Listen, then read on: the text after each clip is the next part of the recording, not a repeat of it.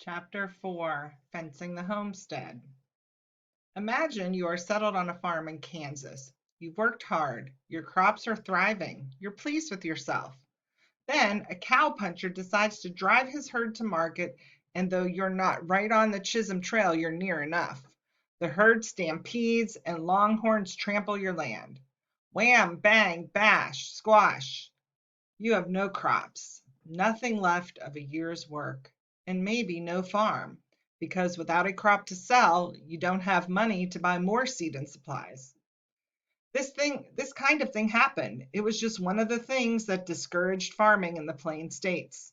The early pioneers and the 49ers who headed to California when the gold rush started in 1849 leapfrogged over the plains and mountains and settled in the far west. They called the plains the Great American Desert and believed it was no good for farming. They were wrong. The region would become one of the best agricultural areas the world has ever known. But they were right about one thing: it wasn't an easy place to be a farmer.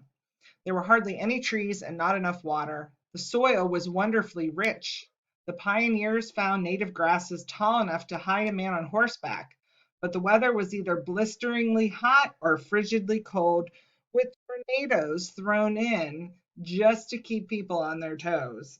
Besides that, there were invasions of grasshoppers that ate crops, droughts that dried them up, and a loneliness on the open plains that drove some people mad.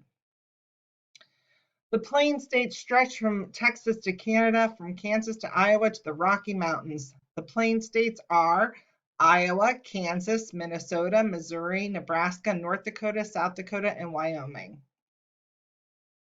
None of that seemed to matter. The dream of many Americans was to have a farm. Land in the East was spoken for.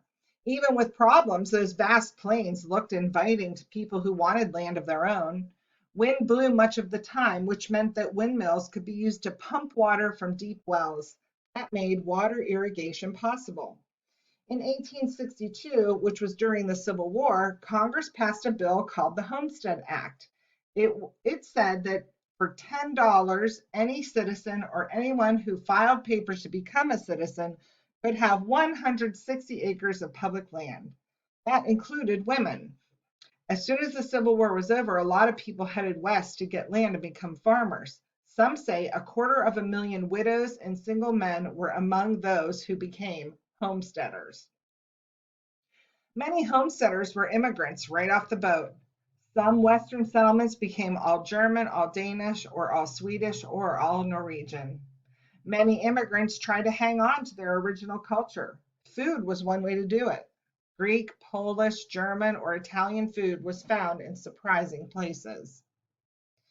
The newcomers didn't have to worry about buffalo herds anymore. The buffalo were practically gone, but they did have the problem of cattle wandering about. They couldn't fence their land because there were no trees to make fence posts.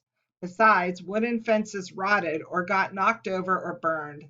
Joseph Glidden solved their problem. He invented barbed wire. He experimented in his backyard with an old coffee mill and a big grindstone that turned. He used them to twist two wires together, and then he coiled sharp barbs around the wires. With barbed wire, farmers could fence in their property. Take a moment to look at the photographs. You can come back and read this part on your own if you like. Now, the cowboys had a problem. Those fences got in the way of their herds. Well, cowboys and farmers did some fighting, but before long, the farmers and ranchers won. The cattle drives were over, and most cowboys turned into ranch hands. By 1890, railroads seemed to be about everywhere, so the cattle drives weren't necessary anyway. Railroads meant farmers and ranchers could send their cattle and grains to faraway markets. A new kind of agriculture developed on the plains. The early American farms had been self-sufficient.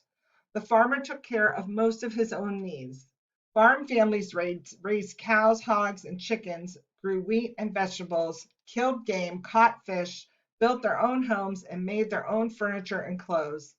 They didn't have much use for money. They bartered for the things they needed. Self-sufficient farming wasn't suited to the plains area or to the times. In the 19th century, agriculture became big business.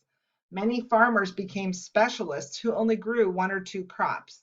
It happened quickly. For thousands and thousands of years, men and women had used the same methods of sowing and harvesting. Then a few inventions came along and changed everything. You may pause the video if you'd like to read this part.